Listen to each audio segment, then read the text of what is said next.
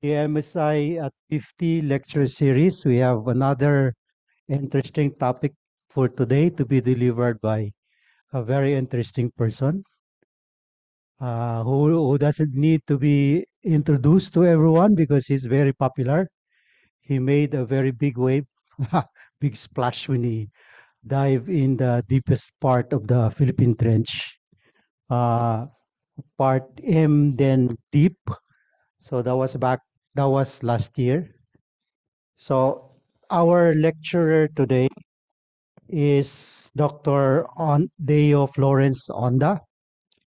Deo is an associate professor at the UP Marine Science Institute and associate dean for research, innovation, development, and enterprise uh, for the UP Dili College of Science. He is also an awardee of the DOST Balik Scientist and the UP Balik PhD programs. As I said, we know him because he was part of that team that went deep in the Emden Emden Deep. That was, I guess, 2 years ago. They, or last year, just last year. So his work revolves around microbial ecology and biodiversity, marine plastics pollution, sustainable aquaculture, deep sea research, and science diplomacy. So upon his return to the Philippines in 2018, he established the Microbial Oceanography Laboratory at UPMSI, which has provided several opportunities for aspiring young scientists to enter and learn from the world of microorganisms. He firmly believes in investing in the youth to achieve a sustainable future. Let's welcome Dr. Onda.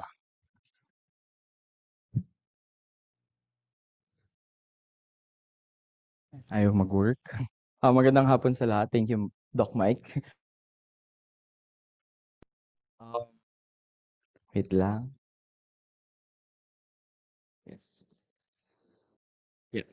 So, I think yung abstract, if you've read it, and thank you very much again to UPMSI for providing me the platform to actually introduce you to the world of the unseen. And hopefully, after this talk, you'll have a better appreciation to actually see those unseen and become more aware how important they are in our everyday lives. So, in my abstract, I put there, while the oceans are actually very much known for the very colorful corals and also very charismatic uh, marine mammals such as whales, and also very interesting and apparently very amazing invertebrates, and also very productive seaweeds, all of these are actually anchored into one group of organisms. And that is because most of these organisms have symbionts in them. Microbiome within their gut, their system that dictate how they behave, that probably also dictate their immunity, that dictate their reproduction, their survival. Also, many of these organisms depend on the processes that are happening around them. The biogeochemical processes, the recycling of nutrients, the availability of different vitamins, and of course, all of us actually depend on primary production in the marine environment. And along with those lines is that we are all prone to also being infected, to actually getting diseases, being ill from infections. And all of this, at the center of it are actually the microorganisms. So to understand an organism is to also understand how it actually interacts with the microbes. To understand oceanic processes is to understand how do microbes actually contribute to these processes. So it all goes back to the small, to the unseen. So what do you know about the microbes so far?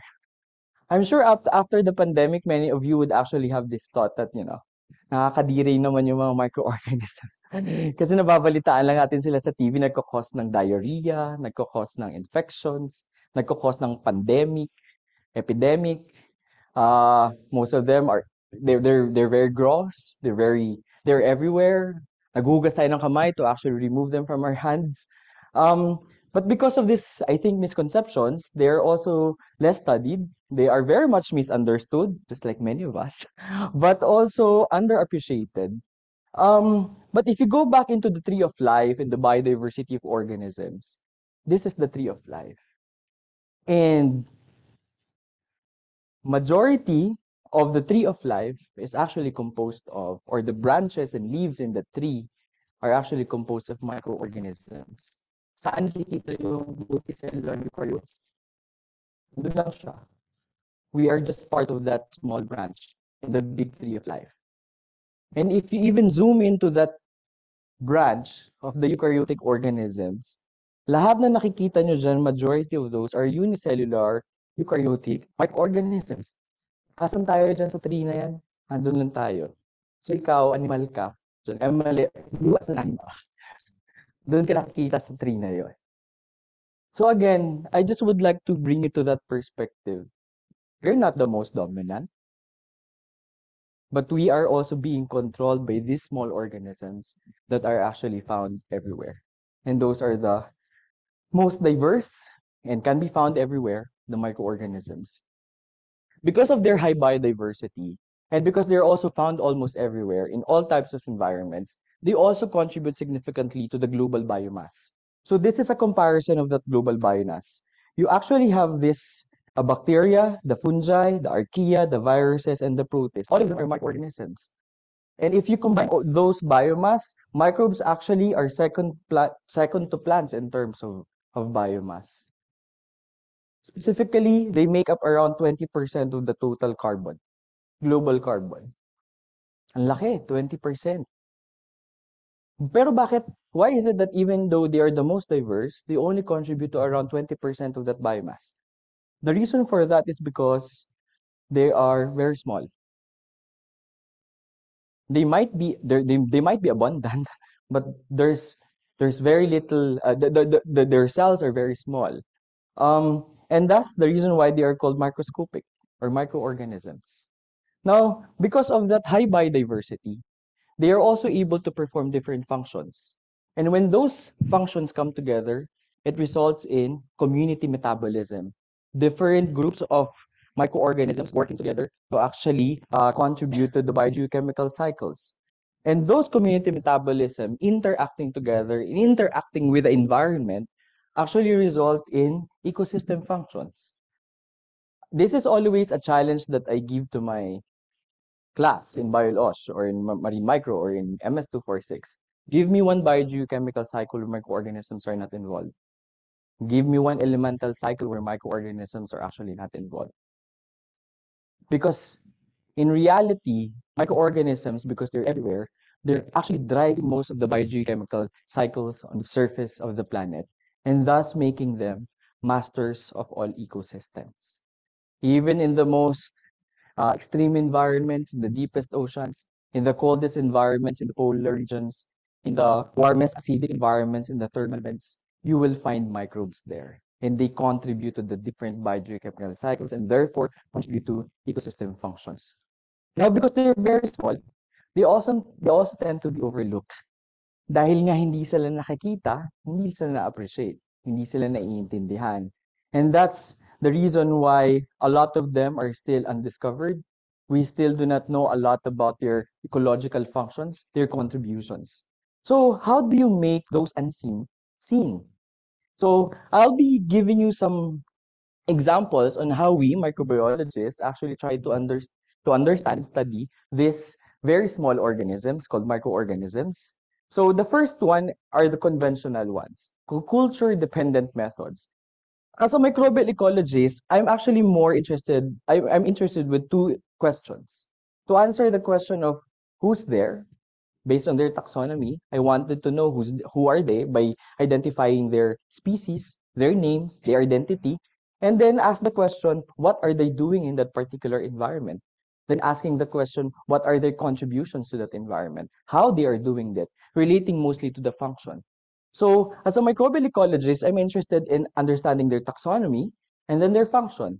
So in culture-dependent methods, yung mga tinasabi nating traditional or conventional, dito papasok yung culturing, isolation.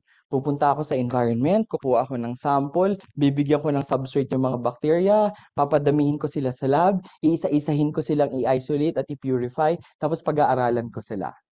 Now, the taxonomy for those kinds of studies are mainly based on cell morphology, colony types, and their behavior, and also some of their functions. Kasi kapag meron ka ng culture, you can then do bioassays. You can actually analyze how they interact or how they make use of different substrate, and therefore be able to characterize their metabolism, the environmental conditions that they favor, the substrate, their preferred substrate, and then do bioassays. How do they interact with other organisms? How are they interacting with the environment, etc., etc. Now, the problem with that is that not all organisms are cultivable. There's this lingering paradigm in microbial ecology or in microbiology, the 1% cultivable, suggesting that only 1% of the bacteria can actually be cultivated. Only 1% of the protists have been cultivated so far. Pero that's already shifting because with more or with newer technologies coming in and also more insights in how do they live in the environment, we are able to do targeted isolation techniques. And studies have been showing that previously uncultivable bacteria can actually now be cultivated.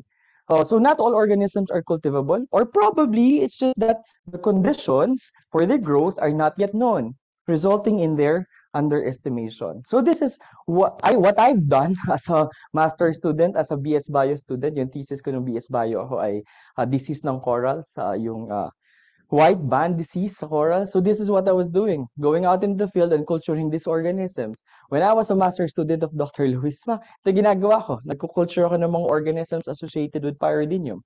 But this also have limitations because again, not all bacteria are cultivable, or probably we still do not know how to cultivate them. So there are also other culture-independent methods or techniques, meaning that you don't need to culture the organism anymore. And how do you do that? One way is to just, if they are visible, is to actually just identify them using their morphology, microscopy.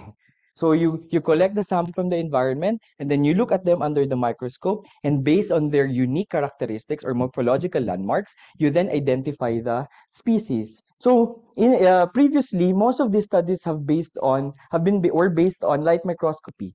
However, not all species actually have morphological distinction. Pagdating sa microscope, magkakamukha sila. So, paano mo sila identify ngayon? One example of that are the organisms under Chlorophyta, Osteococcus and Micromonas.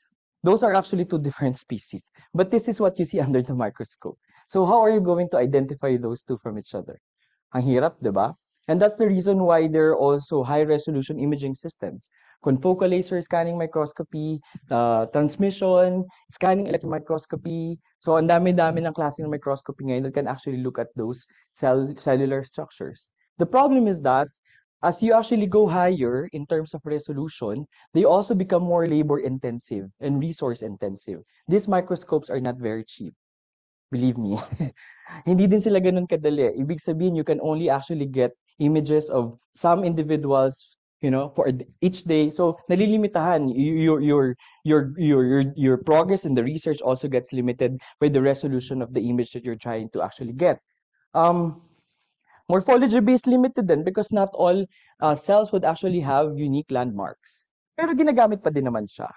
So these are just some examples of the different imaging systems, no, to look at and study microorganisms. For example, you now have flow cytometry, which just looks at the presence of the chlorophyll and the size of the cell, regardless of who is it, because they want to associate the size and the amount of chlorophyll within to their function in the environment. So, meron ding mga high throughput microscopy. We have one in the lab, confocal laser scanning microscopy, that you can actually go subcellular. You can look at the different organelles, even measure the different organelles, and argue that those organelles are potential basis for identification of species.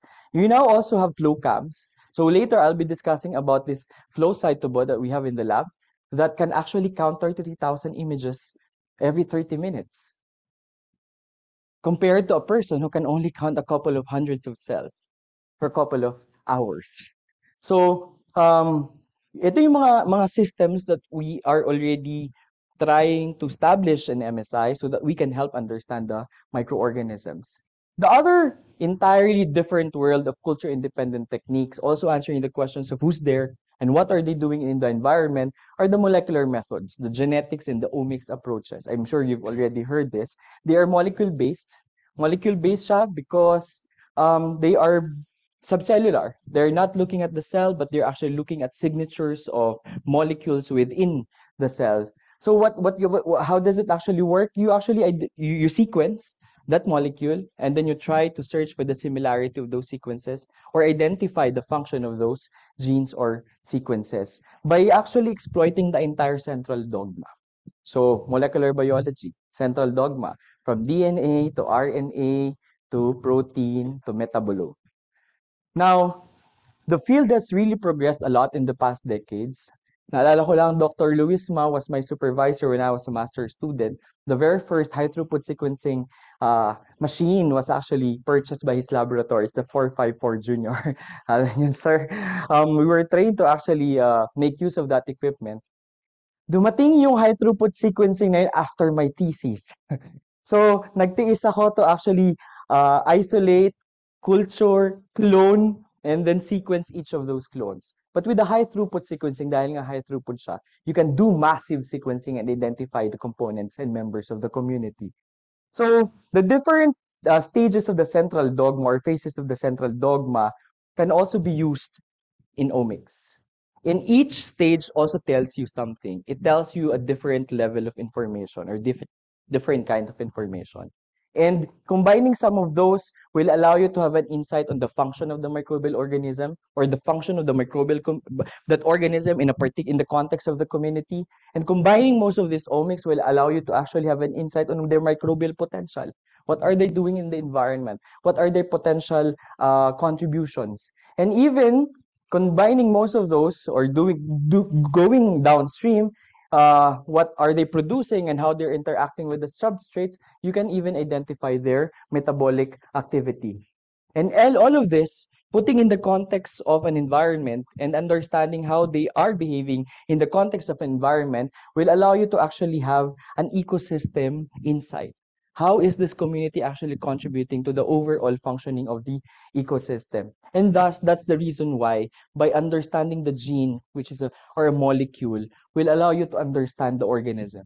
And if you understand the organism, it will allow you to understand its functions and contributions in the context of the ecosystem. Um, However, we need to emphasize that these three broad methods that I've described are not exclusively or mutually exclusive from each other. They actually complement. Many of these methods will have their own advantages and disadvantages, and thus should actually be used in concerted effort, or at least complementary, no? They are complementing each other. But this method uh, should not be separated from the different approaches that we have. Just because you're doing environmental survey, it doesn't mean that doing experimental assays are not important. The one validates the other. If you are able to observe it in the environment, you need to go back to the lab and validate that observation. If you're able to observe an interaction in the lab, then you need to find it in the environment to actually argue that it is existing in the environment. So therefore, in microbial ecology, we always say that these approaches are complementing. They are not mutually exclusive. The methods and approaches are not mutually exclusive and thus should always be used with each other to complement and have an integrative view of ecosystems biology. This was the very point of Tara Oceans. The Tara Oceans was a large consortium of universities in Europe that actually look at the ocean microbiome. And one of their takeaways is that you can't just use molecular methods in understanding microbiology. You need to go back to the lab and look at them under the microscope. You need to actually isolate them and assay, and then to prove that what you're seeing in your molecular data is valid and it's true. So this is what we're trying to do in the microbial oceanography laboratory. We're trying to use a different array of methods and approaches to understand or help contribute in the understanding of the Philippine seas. So broadly in the lab, we have been doing several research that contributes to the understanding of the oceanic processes, especially in the context of the Arctic. We're also trying to understand the effect of eutrophication, for example, in harmful algal blooms formation. We're trying to understand how microorganisms are very important in determining the fate of emerging pollutants such as plastics. Also in how we can actually make use of these molecules that we're finding within these organisms for biotechnology applications, and also improve practices in mariculture in the Philippines. As a country that is still dependent on the bounties of the sea, it's always a good reminder that whatever we're doing in the lab should be benefiting the people. I think that's still the aim of the lab, that whatever we do, we are able to connect and help a community actually benefit from those studies. Now, so microbial oceanography itself is an and multidisciplinary field. We cannot, for example, explain the DNA data eDNA data that we have in the West Philippine Sea without understanding oceanography. We will not be able to understand microbial populations if we do not understand the context of the environment. The environment drives the microbial community. And therefore, understanding the microbial community also entails understanding the environment itself. I think that's one important thing that we need to always be reminded of. However, for the benefit of everyone and also for because of the limitation in time, I will try to share to you some three short stories of how using those different methods allowed us to understand the different aspects of the marine environment by sharing you the story of plastics and the microbes, by sharing to you the story of how the bacteria eating microbes could actually contribute to the problem in solving the problem that we have, and also how understanding microorganisms can actually help contribute in the development and strengthening of the aquaculture industry in the Philippines. So this is something that is not alien to us. You go to any mangrove forest in the Philippines, it's the same thing. We've done surveys in the east, west, south, north of the Philippines. This is what we've found. A mangrove that is actually full of plastics. Not just the mangroves. You go to the beach, it's full of plastics. You go to Pag-asa, it's full of plastics. So the plastic problem is really prevalent. So we ask the question, how are the microbes actually interacting with the plastics? And how could they be a potential source of management strategies to solve the problem? So when plastics are released into the environment, they are immediately coated by these microorganisms or communities called the plastisphere. The plastisphere is a different, unique community when you compare it to the surrounding environment. They are composed of different organisms from bacteria, archaea, to viruses, to multicellular eukaryotes. Now, why are they important? Because in the context of the marine environment and the plastics that are coated with biofilm can actually serve as a dispersal mechanism. When you have biofilm attached to plastic, other organisms will be able to live in that surface. And as the plastics travel, they travel with and as the plastics travel, they also get transported somewhere else. So plastic is now becoming a dispersal mechanism for different species. Some of the bacteria are also capable of uh, facilitating deterioration, meaning the creation of macroplastics to microplastics.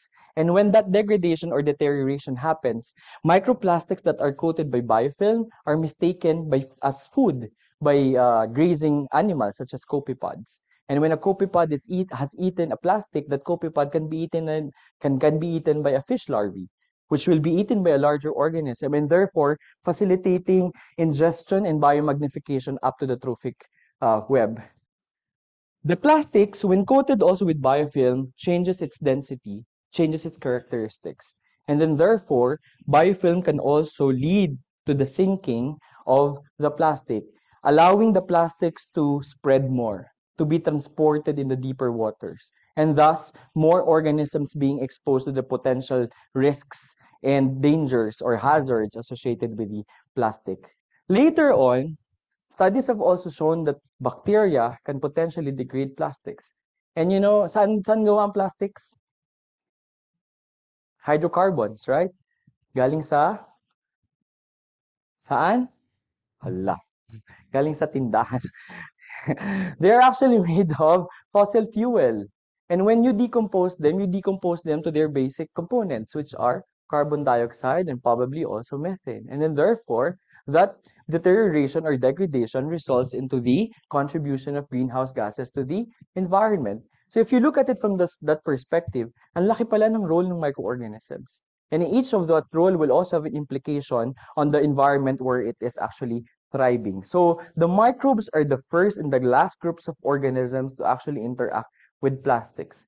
However, plastics are not only coated by good bacteria, or at least the things that are not harmful to us. Many of the microorganisms that you find attached to the plastisphere or with the plastics are also dangerous. They are toxic, they are pathogenic, they are invasive or disease causing. So, for example, these are some of the images that we found in Manila Bay, where we found HABs or harmful algal bloom forming species actually attached and thriving in the plastics floating in Manila Bay. Now, if you look back into the Philippines in the context of HABs, so this is a map showing you the HABs occurrences in the country. As of 2018, there are already 44 embayments that have reported HABs outbreaks. And there are more than 88 bays and increasing, kasi we now have new projects, increasing that have reported the presence of at least one toxic or potentially HABs-causing species. Pag tinabi nyo ito sa data that we have in Plasticon Pilipinas, which is the collation of all marine pollution or marine litter data in the Philippines, makikita ninyo that some of the hotspots for HABs are also the hotspots for plastics pollution. So the question is, if you have high plastics and high HABs in the environment, what will happen? So Manila Bay is a good case study for this because of the high abundance of both. So what we did was to collect, this is a work by my student, Mark Tolentino. So what we did was to collect plastics in the different parts of Manila Bay using the Panata. And then we would like to ask the question, what's the effect of having lower nutrient or higher nutrient availability? And what we found is that in both plastics in the environment, there are a lot of HABs. But you also have a lot of HABs within the plastic itself. So they are apparently drifting, hitchhiking, traveling with the plastics. Now, yung next question dyan is, if there are HABs within the biofilm, are they able to thrive? So when we did this series of microscopy, trying to understand if they're actually alive, they're not just alive. They're actually very happy. They're dividing. Ayan, divide sila ng divide. So they're not just present, but also happy. But the question next is, how do they attach? How they are able to attach the biofilm within the plastic? So one of my students, Daniel Purganan, who just defended last week, actually did this incubation experiment to understand how it is happening. And he found out that as the days progressed, the diversity of organisms attached to plastic also increases. So for example, ito yung day 1, day 7, day 21, day 42. Padami ng padami yung organisms na naka-attach. We did this by actually doing a combination of molecular, microscopy, and in situ assays. Yung point nilang dito is that attachment is a process. It's a stepwise process. Plastic itself is very inert. It does not interact, it does not react. So for it to actually be colonized, it needs to be modified first. When a plastic is released into the ocean, it is exposed to UV and water. UV lysis or photolytic degradation as well as hydrolysis actually creates these grooves, these side chains that allow the microbes to actually attack. But not all microbes. The first microbes that attach are those that can utilize the side chains. So if you are able to eat plastics, then you are able to attach first. Now, once you have these primo colonizers and we're able to actually set up a biofilm, other organisms not capable of interacting with the plastics can then attach. So pumapasok ng mga heterotrophic. Uy, madami ng pagkain gawa ng primo colonizers. Pasok na ako. Pwede na ako nang kainin yung biofilm. Not only that, those interactions lead to the recycling of resources. And when you have resources being recycled, nutrients actually becoming available, phytoplankton can then attach and grow and benefit from that recycling. And if you have phytoplankton, what's the next level of the trophic level? The grazers. Dahil may food na sila, the grazers would actually come in. Pagkatapos ng grazers, the predators. The predators actually come in. So what happens now is that the entire plastisphere in a floating plastic, even in nutrient-limited environments, become a biological hotspot. It kind of modifies the interactions as well as the availability of resources in particular environments. So, but the question still remains. Yes, plastics are there. Yes, microorganisms can attach. Yes, we now know the process how they are attaching. But if we argue that plastics can become a dispersal mechanism, the plastic should actually be a favorable environment that will allow organisms to thrive even in the open ocean when their resources are very limited. So we ask the question, yes, they can attach, but will the organisms that attach to the plastic survive? So what is the role of biofilm in this?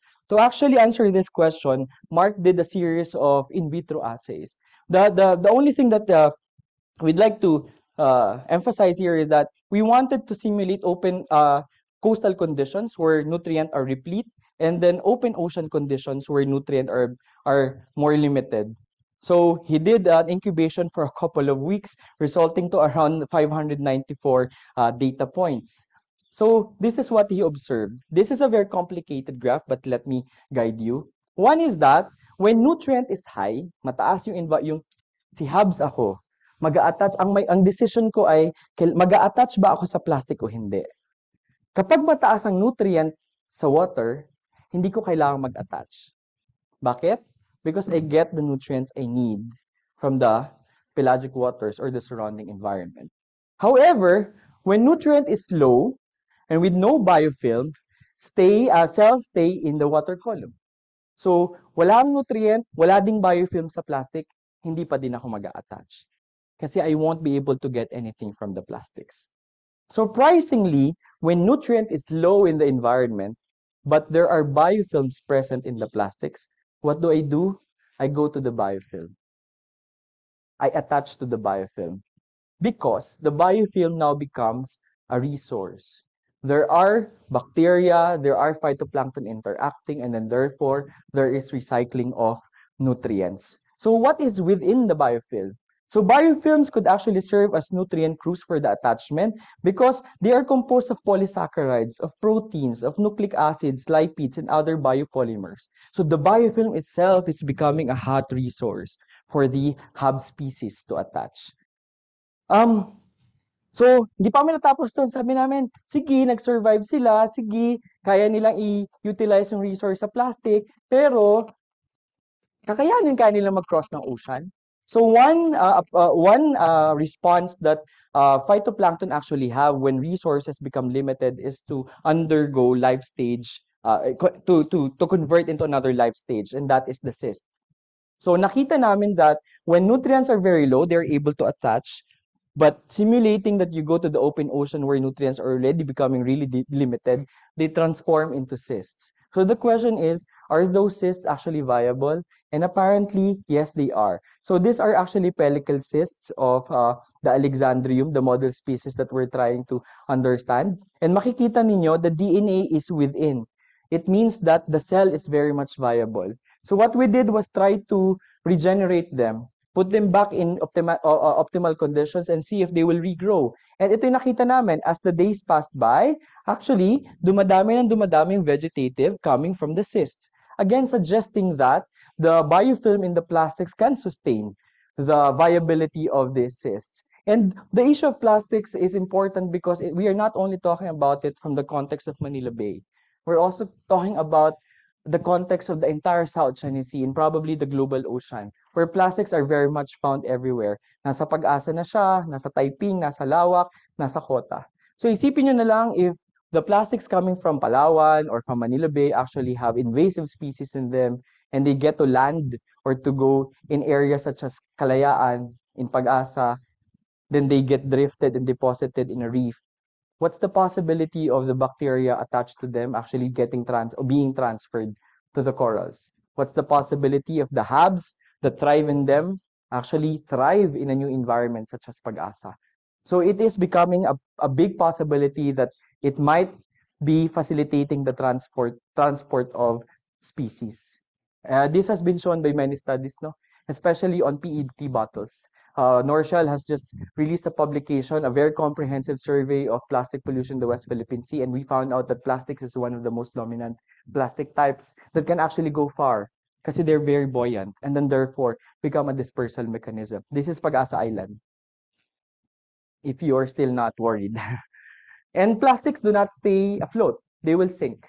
because biofilms can change the density of the plastics, they can facilitate sinking. And this have been already documented in Sesha Bay Canyon in the north of the South China Sea and also in the Philippine Trench in the Endem Deep. So hubs can attach and proliferate in plastic surfaces. Then biofilm can facilitate attachment. So we call this the double whammy event. Double whammy because you now have a problem of plastics pollution and then you have a problem of hubs interacting and amplifying the effect of those. So yeah, the next question is that, yes, plastics can then be coated by bacteria, can be coated by the plastisphere, but what happens to the plastics afterwards? Do they just remain as plastics covered by microorganisms? So we now go to the second theme, microbes in biotech. Um, we've already seen that plastics can be coated by bacteria, and this can result to different ecological uh, uh, transformation or conversion of different resources into available resources facilitated by microorganisms. So, but aside from that, what we've observed is that plastics that are coated by biofilm, after a while, changes their morphology, changes their surface topology. For example, this is a plastic that is this is new from the supermarket. Kabibili nyo lang ng grocery, ito yung itsura niya under the microscope. However, if that plastic has been covered and interacted with the biofilm for a couple of for such a period of time, ang nangyayari is that it changes its topology, its morphology. Not only that, we also saw that there's a change in the very structure of the plastic itself, in the molecular structure of the plastic. There are creations of new functional groups, for example, this, that are not present in UV or water-only exposed plastic, suggesting that these were only created when microbes were present. Again, indicating potential degradation of the backbone molecules that were facilitated by microorganisms. So what we did was to answer this question. Are these bacteria actually really capable of deteriorating and degrading the plastics? So one of my students, Justin Vitala, who's now in Spain, actually did a lot of culturing to isolate the organism and ask the question, are the bacteria coming from Manila Bay can eat plastics? And this is what we found. This is a plastic that was only exposed to UV and water. These are the plastics that were co-incubated with the bacteria that we isolated from Manila Bay. And the changes were very obvious and apparent. You have irregular crevices, you have irregular cracks, may mga butas ka dyan, and inside those butas or cracks are actually colonies of microorganisms. Similar to this, yung mga nakikita nyo sa gitna na yan are actually colonies of microorganisms. These are visual cues telling us that the bacteria are potentially eating the plastic as a carbon source. So we've isolated this bacteria and then we wanted to answer the question and then did genomics. Gusto namin malaman, sige nga, if there's phenotypic characteristic that it can actually eat the bacteria, are there actually genes potentially associated with plastic degradation? So we did genomics, and then what we found is, so this is a work done by one of my students, PhD students here, Jurio Chotorena. So this is what we found. Several genes within a genome of one of those bacteria eating plastic potentially involved in the biodegradation of plastics. So it is not just in the phenotype, but also within the genes embedded, the potential of these organisms to actually degrade plastics. Ano yung next step dito? Now we need to validate the activity of these genes. So we're collaborating with the lab of Dr. Aiza to look at their translation into protein or enzymes and see if they're actually very much functional. But that's how the different methods actually work together. Not one method will be able to answer a question. Not one method will be able to give you sufficient answer to your questions. Many of the microplastics, when released into the environment, are coated with biofilm. Many of those plastics can actually be eaten, especially by non-selective feeders such as tahong. Okay. Now we enter to the third theme. So in a work that was done by Justin, she found out that out of the 240 samples from the different 8 markets, 100% actually tested positive to microplastics. So the aquaculture industry is very much exposed to the potential or vulnerable to the potential hazards brought about by plastics pollution. Again, balikan ko yung concept kanina. Within the plastics, you have bacteria, you also have viruses. And some of the viruses can actually be infectious, can actually infect the oyster or be passed on to the consumer. So, why is oyster important? Because oyster production in the Philippines has been recognized to potentially contribute significantly to the growth of the mariculture industry or the fishery sector. In 2020 alone, the oyster industry has contributed around 1 billion or 0.4% of the fisheries production, with a predicted increasing trajectory in the next years. We just really need to help the oyster industry.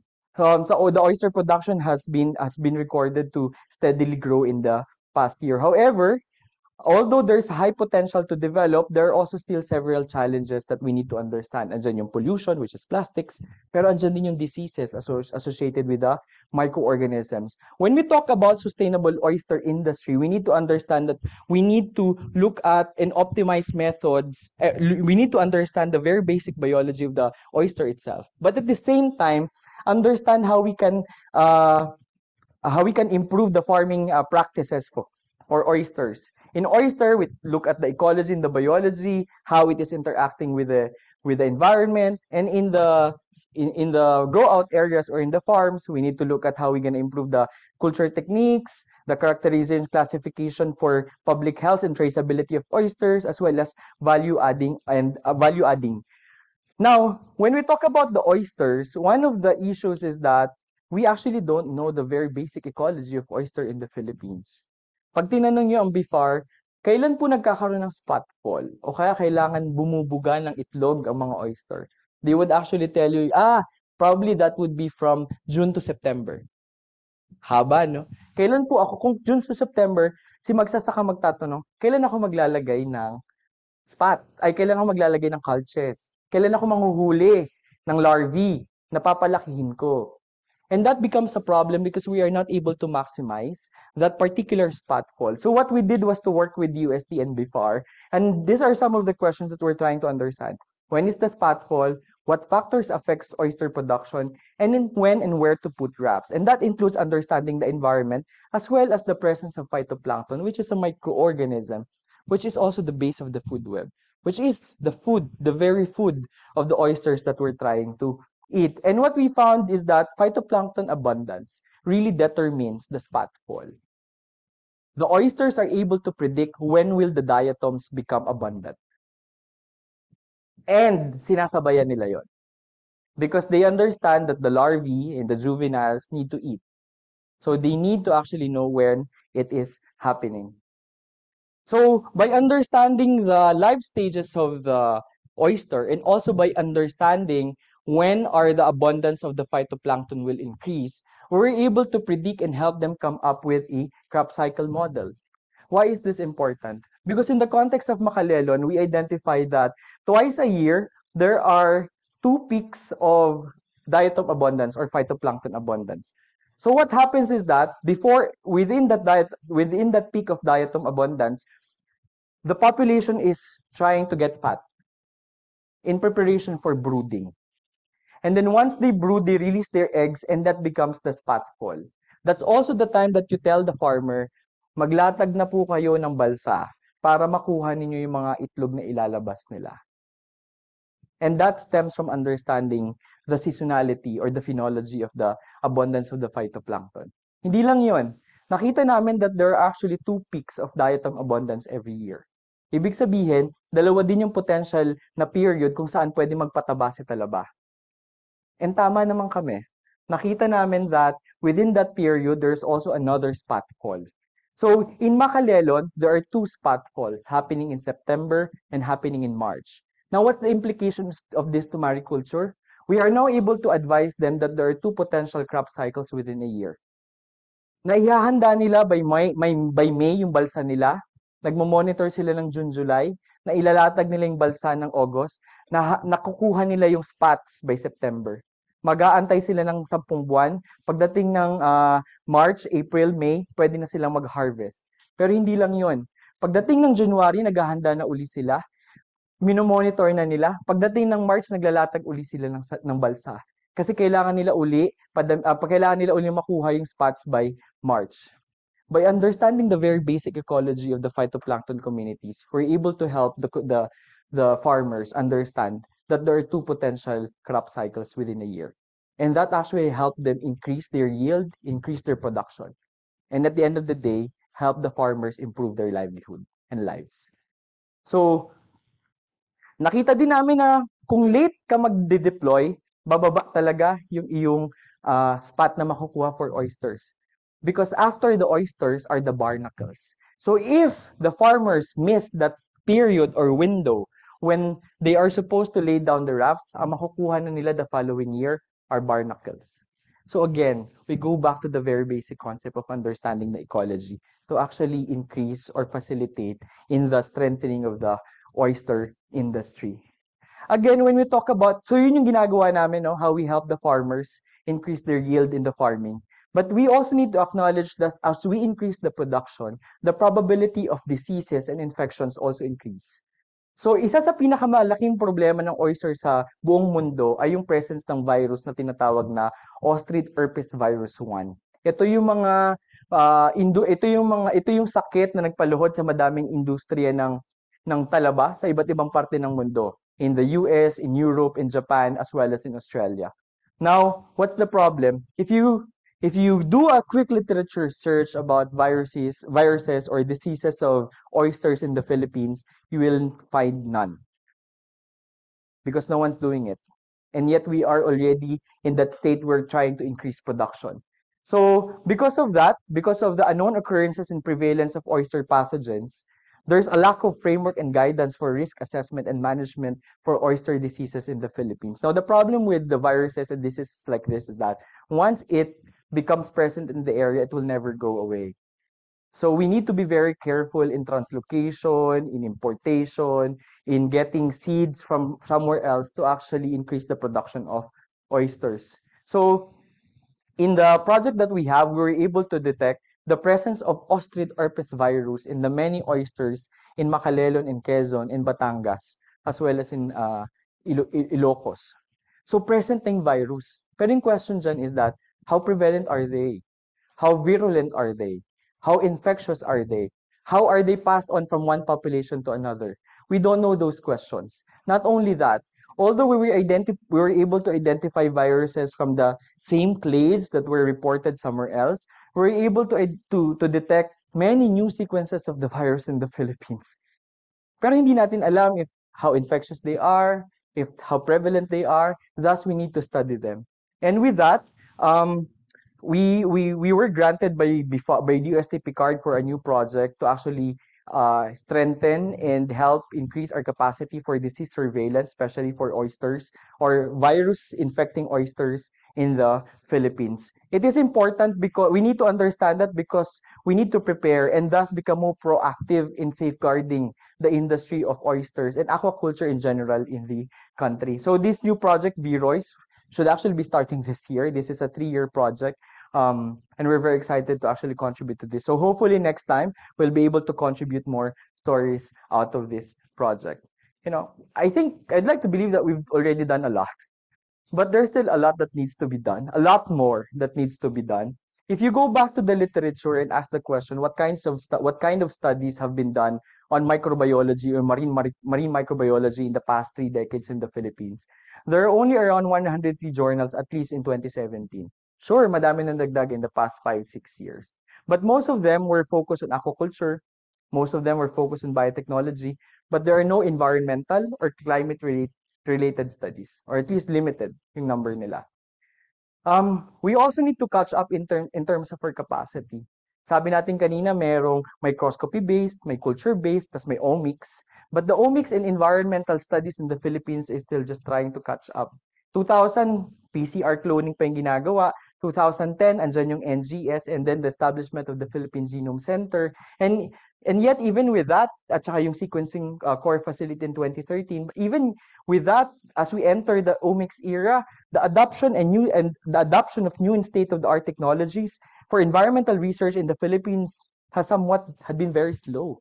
Kakaunti pa din yung mga klase ng studies na gumagamit ng iba't ibang klase ng methodologies. We're still very much into microscopy, morphology, culturing. And I think we have not really fully utilized the potentials of the omics approaches in the country. This actually is very much reflected, for example, on how the studies on marine phytoplankton evolved in the Philippines, with the first molecular study, at least done by Filipinos, within the context of a Philippine laboratory setting, was made in 2013, and the first high throughput actually coming out in 2018 and 2021. So very, very recent pa. But for me, this all translates to more opportunities for Filipino scientists. Yes, ang daming pwedeng gawin, pero ibig sabihin, ang dami nyo pang pwedeng gawin. There's a lot of things where you can actually contribute significantly. This is what we're trying to do in the microbial oceanography laboratory. Just like the microbes, we've been trying to evolve, and we're trying to evolve fast to actually catch up, to cope up with how the world is changing. This is my lab since 2018 until 2023. We've gotten bigger and bigger in the past years, but we're very happy with how we have been developing. Since 2018, the lab already has produced 10 masters, graduated and defended. We have around 18 students this semester with 3 PhDs and 15 masters. We've already completed 15 local and internationally funded projects. And this semester, we're implementing around 11 local and internationally funded projects. We have already produced more than 20 publications, articles, book chapters since 2018, and we've done several capacity building. We always believe that the expertise should be decentralized. Yes, we recognize that we have been adopting new technologies, but these technologies should not stay in MSI. They should actually be shared to all researchers in the country. So what we've been doing is really doing a lot of capacity building, and we have done that in the past years, allowing us to train more than 300 researchers from different institutions, students, faculty, early career researchers, fisher folks, LGUs, NGAs, and NGOs. We also believe that in order to really contribute to science, science does not happen at a kitchen table. You need good facilities to do science. So we have been facilitating the establishment of different laboratories around the country depending on their needs. So I think we're happy to report na meron kaming natulungan at least or na-establish namin na laboratories around the country. So these are just some of the trainings that we've been doing. The Prime TP trying to target early career researchers, Plasticon training program that target to the national government agencies, very tailored training for Philippine Coast Guard. So we have been establishing different facilities all over the country. Yung AI center, because we think that in order to be more efficient, we also need to embrace new approaches such as artificial or machine learning approaches. So we've collaborated with the University of the Philippines in Baguio to establish an AI center both for plastics and phytoplankton to increase our capacity for identification. We now have an ecological long-term research floating lab both in Pangasinan and in Palawan. Ang Pilipinas po ay walang long-term ecological research station. Kaya pag tingnan niyo yung data natin, very haphazard. No? So we also now have a high-resolution imaging facility. Pakita namin mamaya. Plastics facilities in the different parts of the Philippines, molecular facilities upgraded in Palawan, also a new molecular facility that we helped establish in Zamboanga, para naman yung mga taga Zamboanga hindi na pupunta ng Maynila para lang magpadala ng samples. So they're able to do those things in their own locality now. And then I think the most recent is the establishment of the UPMSI BIFAR CHED UST Joint Research and Development Facility. So this is the high resolution imaging facility that we have located in the second floor of the MSI. Diyan, the taas lang pala. So it actually has one updated confocal laser scanning microscope, a very powerful microscope that can do 3D imaging, multi-colored, multi-sensor system. And then 3 imaging flow cytobots. So the flow cytobots are automated counting and identification equipment for phytoplankton. And then we now have one inverted with high definition imaging system na microscope and one upright microscope na may high definition imaging. We are also very much excited to share na by March, we're targeting to operationalize a laboratory that was established in collaboration with BIFAR, CHED, and DUST Picard. So this is gonna be called a joint R&D facility. We have the entire second floor in that particular compound they gave us with 5 big rooms, having a tertiary grade molecular facility, phytoplankton and bacteria culture room, and then a preps room, an office, and a conference room for students with lodging for students for free. So if you actually want to work there, free yung lodging ninyo. We also help establish 2 facilities for plastics called the MicroQuib, Microplastics Quantification, Identification, Biodegradation Facility, and the Quick Map Facility, which is the AI Center for Plastics in UP Baguio. So these are just some of the facilities that we try to establish. We also believe that whatever story that we get from the studies and research that we do should not stay in the 4 corners of our laboratories. Many of the projects that we have are funded by the Filipino people. And thus, these stories should be shared to the Filipino people. So we've been very active in science communication, engaging with the public. So sharing our story to the people and to the world. We have been working with different international media organizations to actually come up with documentaries to help amplify that call and then the stories that we get from the science that we do. We have also established an in-house production team we called Manginhas. Manginhas, I think, is a Visayan term which means to collect, di ba? Glean. So the idea there is to gather all the knowledge that we produce and share to the people. So we have the uh, Move products, microbial oceanary virtual education products, where we teach them with the different lab methods. We have been producing full documentary outputs together with the agencies, our funding agencies. Ginagamit ito ng mga funding agencies to promote their work and also to educate the public. So we have produced long format documentaries for the oyster project that we have, for the plastics project that we have, to how to become a scientist, for the Plasticon project that we have, and also becoming really involved with communication in social media platforms. So there's still a lot of things that needs to be done, but we don't only need microbiologists. We don't only need marine scientists. If you talk about the Philippines, 82% or more of our territory is underwater. We need actually other experts from other fields. We need more geologists. We need more environmental planners. We need more managers. We need more political scientists. We need more politicians who listen to science. We actually need a lot of teachers. We need science-based managers and policymakers. So we are in a sea of opportunities, and hopefully this does not limit your growth. As a marine scientist, you can become someone else, or actually mix those expertise together to contribute to the development and protection of the marine environment in the Philippines. So just some acknowledgements. The organization that have supported us in the past years. Ayun, maraming salamat po. Thank you very much.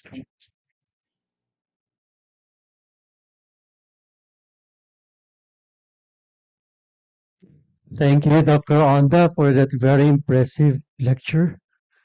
Listening to you reminds me of the phrase that's attributed to Aristotle, which 2,500 years ago. The more you know, the more you do not know.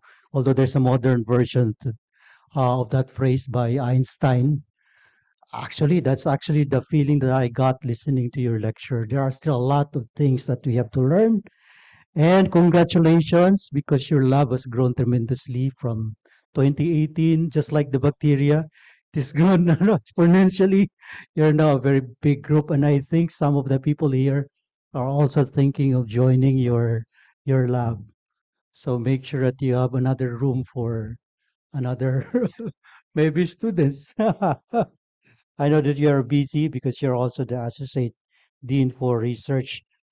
There are a lot of things that was shared to us by Dr. Onda. I made actually a list of those, but maybe you also have some, you made also a list of yourself. I think one thing that reminds me of one of my favorite teacher, and I think the optimum foraging theory was alluded to in the lecture. And you said that double whammy, and I guess there was also some blessings in there that microbes are able to feed on or able to degrade the microbes. But degrading the microbes into smaller pieces actually increases also the no yung bioaccumulation. So that's also a triple whammy, I guess, not just a double whammy. Yes, and the greenhouse gases. Okay, so I don't want to hug the microphones. I'm holding it. I'm the facilitator for this lecture. We still have 1 hour for your questions, and I guess you have a lot of questions. I want to ask the first question to Dr. Anda. Yes.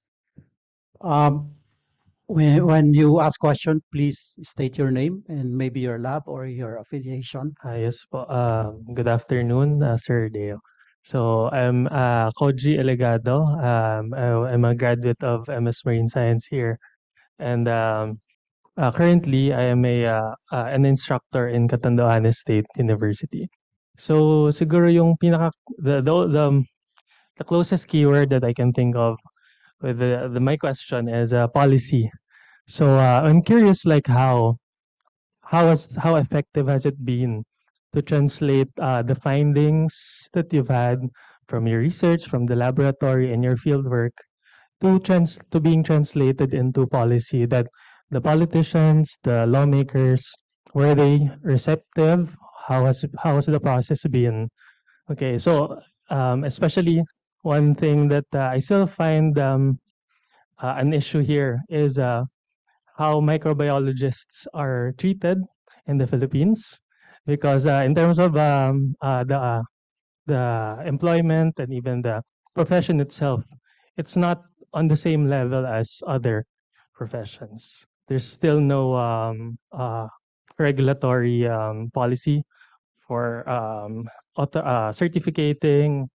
certifying, I mean, microbiologists.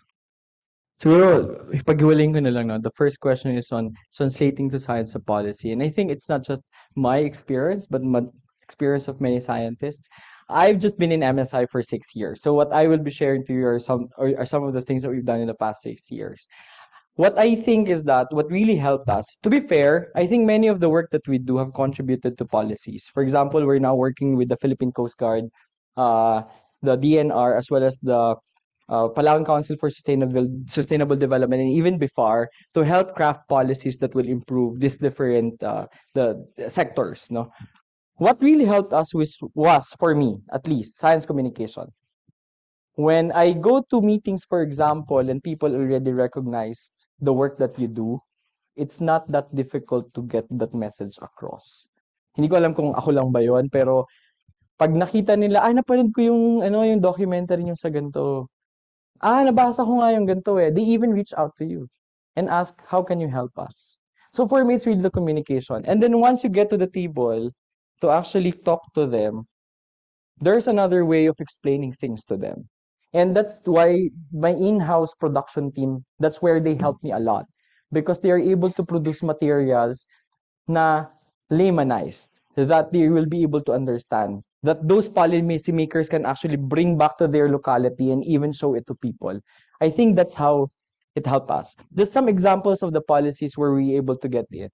We are now we are now the team that worked with the Department of Environment and Natural Resources, Environmental Management Bureau, to help them craft activities and plans for the National Plan of Action on Marine Litter. And all of those stemmed from the work that we do. They did recognize na, okay, ito yung ginagawa ninyo, so kailangan namin kayo. So we are now actually part of that team. The second is help craft local policy. Sa Palawan on plastics, for example, when we show them the data, nakita yung plastic count data kanina, when we show them the data, very visual kasi siya eh. Ito pala yung problema natin.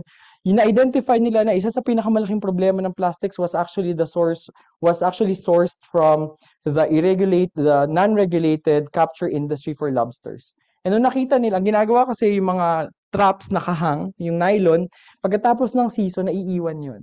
Nung nakita nila na ito pala is pinakamalaking problema, they now have a regulated capture industry for lobsters in Palawan, at least in some of the localities. So it's always guiding them for science-based, evidence-based. But of course, again, it does not work like that every time. So I think Cesar Ando will be able to share more of those, with his experiences. In terms of the microorganisms, because of how we told the story, we were recognized by NAST, National Academy of Science and Technology, and we're now part of the technical working group trying to craft the long-term plan and roadmap to include microorganism as part of the framework of NAST and then to policies, you know. So for me, it's really communication. Because if you do a lot of good science and you don't do anything to communicate them, who will know what you're doing? Who will know how significant those findings are? So I think that's one for me. Yung second, I agree with you. When I came back to the Philippines in 2018, I was asking myself, I was a trained microbiologist in the Arctic. How will I be able to contribute? Will people actually recognize my expertise? The paper that I showed you, where we reviewed the articles for the past 3 decades, was actually born out of frustration na, ano bang magiging niche ko sa Pilipinas? I'm an oceanographer, I'm an ocean-based microbiologist, pero wala namang barkong MSI that time.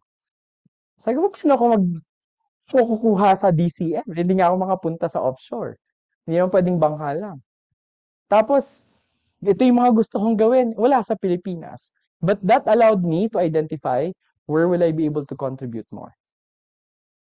Nung nakita ko na puno na dito wala, then I went for that. And then tried my luck to actually help establish. Second, yes, you have the Philippine Society of Microbiology. I think they've been putting forward a resolution and also a House bill to actually professionalize microbiologists. But I think it's not just for microbiologists. I mean, oceanographers. May license na ba ang oceanography sa Pilipinas? Wala din. You know, a lot of these disciplines that really contribute a lot, that could contribute to the development of science and technology are not professionalized. Pero yung point ko lang siguro dun is that it should not hinder us from growing. I think mas malaking question dyan yung security and tenure of work for scientists in the Philippines, right? Ang daming disparity. Sorry, ang dami ko nang nasabi. Pero yeah, I think you get my you get where I'm getting into and where I'm coming from. And nakaka-frustrate talaga. Pero those frustrations can be turned into inspirations probably. Mahirap. This is coming again from a 6-year faculty and MSI. No, I don't have that much maturity probably. Ako pa yung bunso ng MSI, so ang dami kong room to be delinquent. Okay, 6 years in MSI, but has produced a lot already as regard to publication and students. Okay, that's very, very unfortunate that in policy making, science is just one voice. And a lot of our politicians do not understand our science. Maybe you have heard about the hegemony of science. It's because of the language that we use.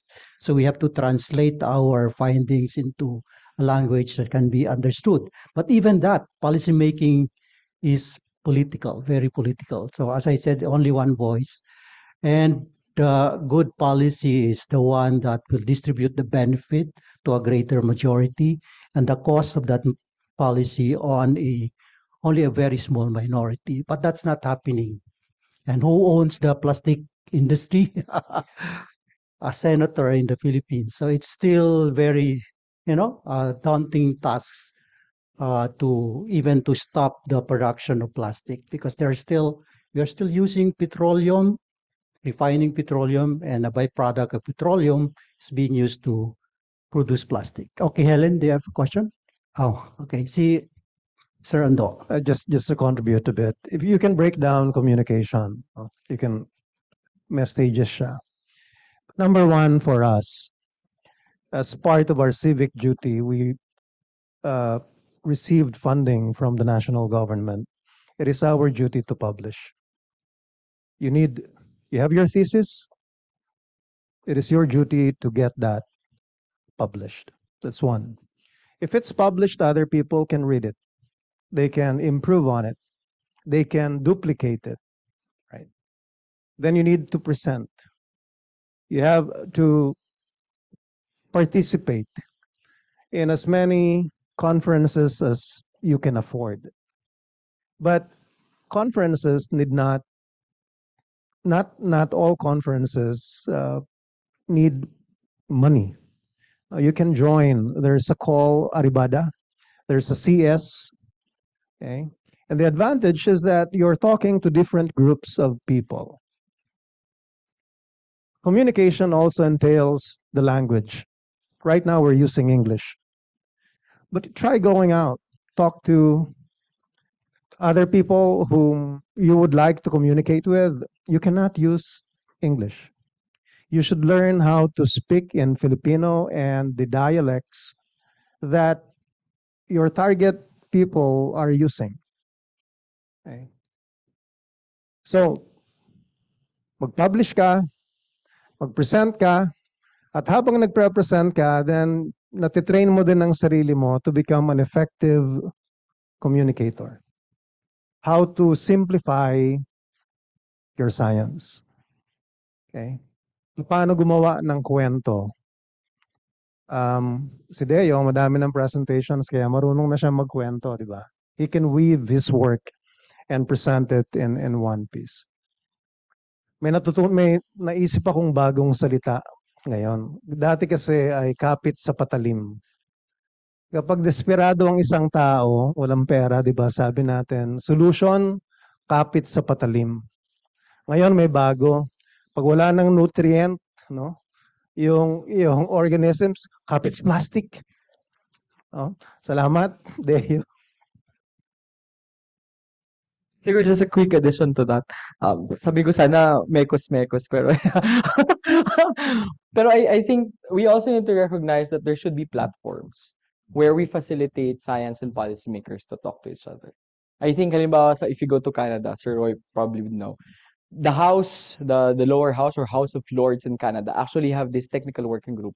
What they do is just scout science all over the country and find sponsors in the House. So you need platforms that will facilitate that. Tayo kasi may science ako and then bibenta mo siya kung kanino and then sinong mag-pick up on that. And along those lines, kami sa lab, we think na we can help increase those platforms. So we have a new project called Project Nexus. Nexus means, intersection. And that's the nexus of science and policymakers. So it's a project funded by the Asia Foundation. Yung idea lang namin is we talk to researchers from the scientific community, put them in a room together with the policy researchers in the house, and then we identify issues. And then help the policymakers, policy researchers make use of the data and help the scientists understand the process of policymaking. And hopefully towards the end, we'll be able to come up with draft policies and bills. So I think increasing those kinds of platforms, kasi you need to also provide those platforms, increasing those kinds of platforms will also help facilitate, or at least mas mapapabilis yung proseso of interaction between the communities. Sorry, yun lang. Thank you. Yeah, and how about becoming politicians yourselves? Can be, no? Pwede naman. Maging politiko na lang. Hindi, pwede naman yun, no?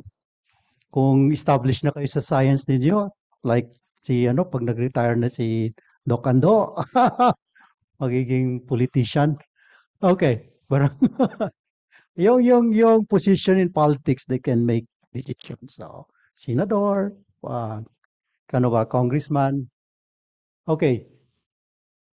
Sino pa ang gusto magtanong? Mga students naman. May opening ba sa lab ni? Yes, Doc Ando? we always accept students. Not just from MSI, but also from outside. In Bolinao, BIFAR is continuing to promote the oyster industry. And of course, the oysters are being sold in the market.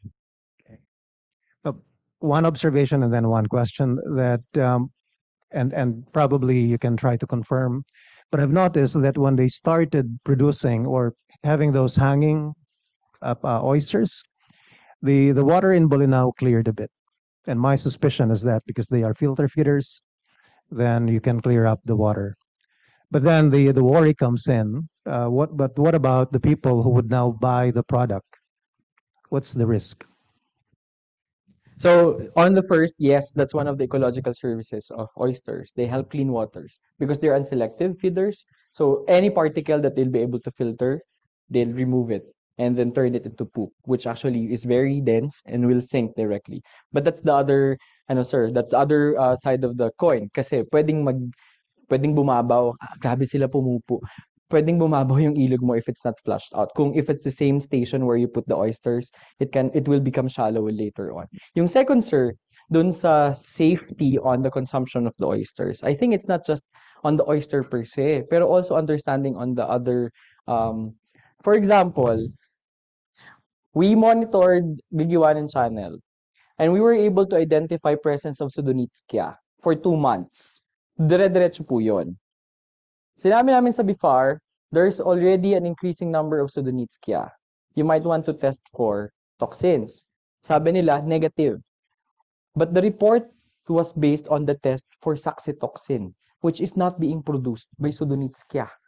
Domoic acid ang pinoproduce ng Sudonitskia. So the practice went on na yung mga oysters probably and other bivalves coming from Gigiwanin channel during that bloom were also being supplied to the market. So again, I think ang daming disconnect ng system natin, not just on the oyster itself, but also on the other risk associated or surrounding the oyster. Hubs, for example. Yung ano din, sir, remember again, heavy metals, no? Medyo mataas ang heavy metal ng Gigiwanin because of the different inputs from SGD and probably from, I don't know, runoff. And those are actually accumulating also in Talaba, but no one's testing the level of toxic or at least heavy metals in Talaba. And yes, they are being promoted for consumption by the public. So, pero wala din tayong guidelines on that pa na matino. Kasi who will actually do the testing? Who will regulate the industry? Wala pa po tayo, sir, ganun sa at least for oysters. That's the reason why I think it needs to be targeted, medyo holistic, from the production side to the traceability, to the quality, safety, and then to the consumption to the market. Hindi ko alam kung nasagot ko, sir, yung tanong. Pero yun, I think there's a lot of factors involved that we can solve one by one and hopefully really improve the industry. On the biotech side, Manila Bay and oysters. Can more oysters in Manila Bay help? May theory po dun sa tahong because tahong also functions similarly. And actually, you have higher market demand for tahong than oysters. Ang naging problem yata, sir, kasi is that the method of farming. The method of farming tahong are stake method. Tulos. So magtatayo ka ng tulos, papakapitin mo din tahong, pupupo si tahong, bababaw ng bababaw. So nagkaroon ng shallowing sa may Cavite area dahil sa tulos. So will it actually solve the problem? One, I probably, in theory, kililinis yung tubig, but the problem is you also need to promote more sustainable farming practices along with the promotion of the tahong or the oyster industry. Second, let's go back to the environment where these tahong are being produced. Are they actually safe? I don't know. Isang magandang kwento, sir. Sa Navotas, who goes to Navotas? We were reading a report that, for example, I won't be naming localities. We were reading a report that oysters or shells coming from this certain locality has actually very minimal number of microplastics. Pero when we look at the data coming from Navotas na binili namin, ba't ang taas ng microplastics? Sabi nila from the source wala daw microplastics. Ano yung practice? Kapag si tahong o kaya si talaba ay hindi nabili today, they need to actually sustain na live siya, di ba? So, anong gagawin nila? Babalik nila sa tubig, dun sa Navotas. Tapos, kinabukasan, pag ibibenta, kukunin ulit. No, what's the problem? The environment of Navotas is not the cleanest in Manila Bay. So, yung mga ganong klase ng traceability as well as safety guidelines and practices, we still need to look into them. Kasi even if the source are very clean, pero the process of how we transport, how we store, and how we sell them are not, then the public is still exposed to those risks. Yeah. Manila Bay, yes. So there's a huge potential for bioremediation using oysters, no? But it's a question of scale. You have a very big area like Manila Bay. So it's also, it should be a combination. Yeah. So it's a combination. You have to address the source of the pollutants, so on and so forth. And then you also have the oyster food at saka yung mag-remove ng whatever you have pollutants in the water column. Okay, we have to entertain question in Zoom, and there are a handful of questions there. Basahin na lang. Doc Deo, there's a question from Philippine Normal University, from teacher Benny. Um, the question is, are protocols for culturing microbes from marine water samples available in your laboratory? I am an instructor in micro, but we are limited by basic microbiological protocols. When advised for research, most students will do microbial assay of plant extract. I would like to introduce another area for research to my students. Please take note that I am from PNU, which is a teacher education institution. But I do not want to limit my students to the usual trend just because they will be teachers in the future. Please share your articles or newsletters and lab protocols for microbiology. Thank you. Just to quickly answer the question, yes, we do have protocols for them. But another consideration probably would be the facilities. You might actually have the protocol, but you do not have the proper facilities, you know. Kailangan mo sterilize, kailangan mo ng hood, kailangan mo ng arsenic na play. So those are the things that you might want to consider.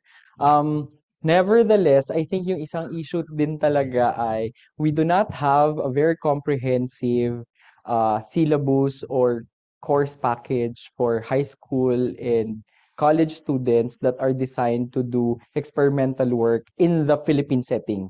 Pag bumalik po kayo sa mga colleges, yung karamihan ng mga activities na naka-attach dyan were actually designed based on the experiences of what's being done in Europe or in the US. So I think it comes with appreciation na why not do something that will actually be very localized? So in response to that, we have been trying to come up with a reference textbook. It's called the Marine Microbiology in the Philippines. So it's a reference textbook trying to understand the ecology, diversity, contributions of marine microbes in the Philippines, plus the methodologies that can actually be used and have been applied in the Philippines. I think yung local contextualization will be very helpful. For example, si Dr. Seringan, who has been doing a lot of work in NSRI, madami na din silang mga manuals na available. And I think at the end of the day, naging problem really are the facilities. Ang lagi kong sagot pa ganyan, PM is the key. Just send us a message in Facebook and then we'll be able to send you the materials that you might actually need. For microplastics, you go to plasticcount.ph. Sa plasticcount.ph, meron dong resources and all the manuals that we've published are already publicly available and downloadable. Yes. Yes to free access and open source platforms. Thank you, teacher. Salamat. May mga tanong pa ba? We still have 30 minutes. For Q&A, si Helen.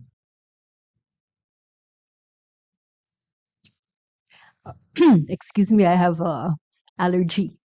But you're opening well, thanks to Mike and Deo for facilitating this.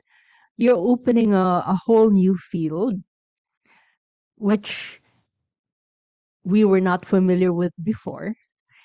And you have an audience representing the new Filipino nation. Okay. And good to see you again, Koji, that you're teaching in Catanduanes. That's I'm curious about what's that like. So Koji began the conversation, but after my years of life on this planet, I realized one thing. One is we need a revolution, but let us talk about that over drinks. No, hindi na pwede yung status quo. We have to find a way to change the way our society runs. But another unfortunate lesson I'm learning is money talks. Okay. So maski na magaling na UP prof tayo or magaling na UP estudyante saying all the correct things, but if there is no money, walang makikinig na politician. That's why ang lakas na naman ni Donald Trump on the campaign trail, even if there is already broad consensus globally that well, he's not the best, right? He even is about to be, he has so many criminal charges against him, but he is very strong as the front runner of the Republican Party. And my simple explanation for that is he can move funds. Okay. Why did the US support Israel for a long time up to this point? It's because they're selling weapons. They're able to promote their military industry by supporting war. Okay, now they want to expand it regionally in the rest of the Middle East. It's money. Okay, now this is just, now I'm going to segue into what you're doing.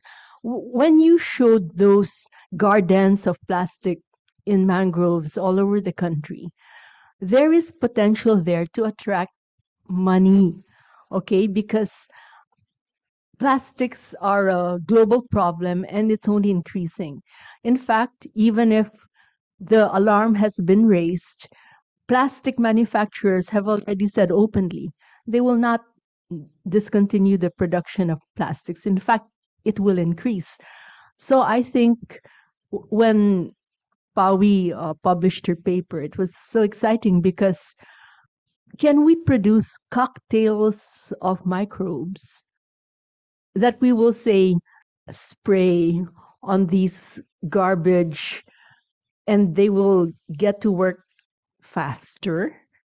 You know something about Deus Labis. He sent all of you bright students to garbage dumps. Really, the most unglamorous research in MSI, because I'm in coral reefs, right, which is very glamorous, but you sent your students to the garbage dumps. And up to now, I'm sorry, you like it. They have a different mindset then. So I was thinking, how do they enjoy it, right? And then they even publish groundbreaking work, right? But my question is, the way to attract the attention of the senator, binulang na ni Mike Atrehanyo sa akin kung sino siya, who controls the plastic industry in the Philippines. And then if you can attract the big funders, like it's got to be at the level of Pangilinan and Lucia Tan. It has to be at that level, the Ayalas, to really get really super excited about your work, especially if you can promise them there's a way really to quantitatively reduce the amount of plastics. So a quick answer to that. Yes, there have been efforts worldwide to actually come up with a community that can efficiently eat plastics, but the rate is very, very slow. So there's something that we have not understood yet, or probably it's just really not possible. I don't know. Pero we're going towards that direction. We're trying to understand how to make use of the genes and the phenotypic characteristics to actually solve the problem. That's also the reason why we now have new projects. We've been collaborating with University of East Anglia, National University of Singapore. We have a new funding coming in from Oxford to actually look at these genes and turn them into potential biotechnological mitigation strategies for plastics. No? So, but I would think at this point it's still a long game, still very, very far. On how to make use, on how to package your research, I think this goes into all of to all of the researchers. Yes, you need to package your research in such a way. Kaya nga si DOST always gearing now for wealth creation. Eh. How can you actually make use of your science to produce money, basically?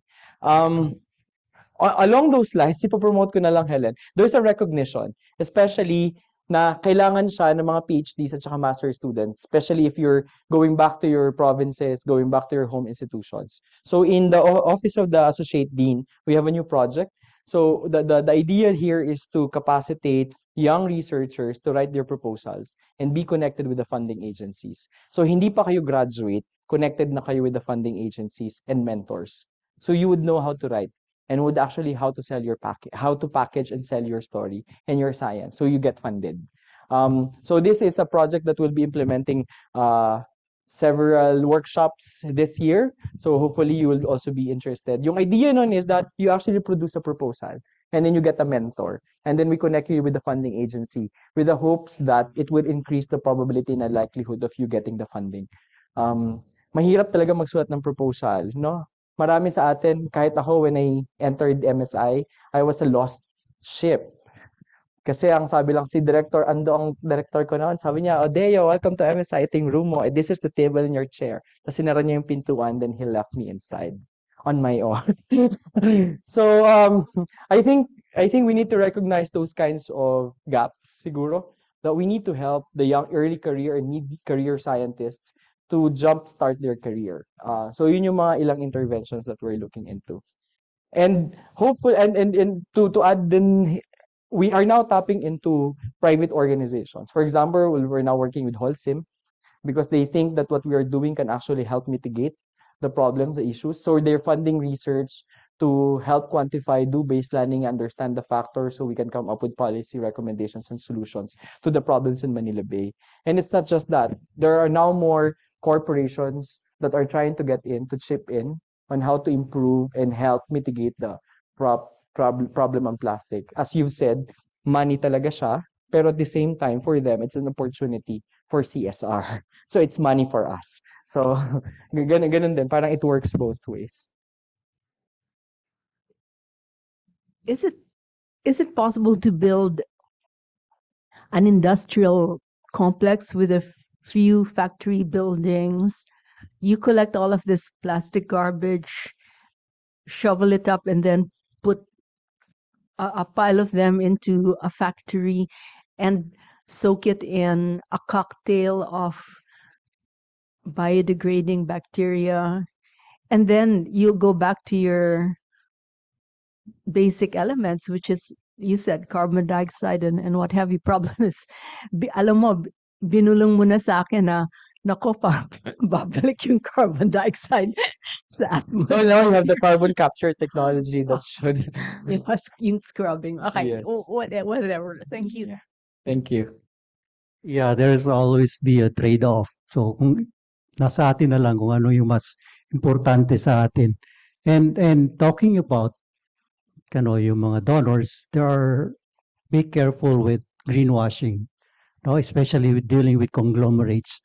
They might be in everything from the moment you are born up to the moment you die. They have something to offer to you. Big conglomerates, especially in the Philippines. So may energy din sila na yung sa kanilang mga companies like Manny Pangilinan is also in mining and so on and so forth. Pero nasa inyo naman kung paano mo i-deal yon, trade-off and the benefit that you gain from your partnership and their money is greater than yung impact nila sa environment, so why not, diba? So nasa atin din yon. Okay, so do you have still questions? Wala na. Last lang siguro. Oh, last, okay. Probably just like the microorganisms, I've learned a lot from them. One thing that I'd like to impart siguro is that just like the microorganisms, they invade, but they do not exclude. They interact. So hopefully you learn how to interact with other scientists, and hopefully you do not become the pathogenic microorganisms. The gravity of the problem in the Philippines is just too much. Turfing or owning a field will not put the science of the Philippines moving forward. You need to interact. You need to decentralize. And that's the reason why we have been, collaborating with different organizations, different institutions, and different scientists. So hopefully you appreciate that as scientists, as Filipino scientists, the only way moving forward is to actually work with each other. So do not be the pathogenic bacteria. Be the symbionts. Be those that actually help others. Yun lang. Thank you. Thank you very much. Hiker, it's a very good way to close the lecture. We have to work together, and by working together, we can do more.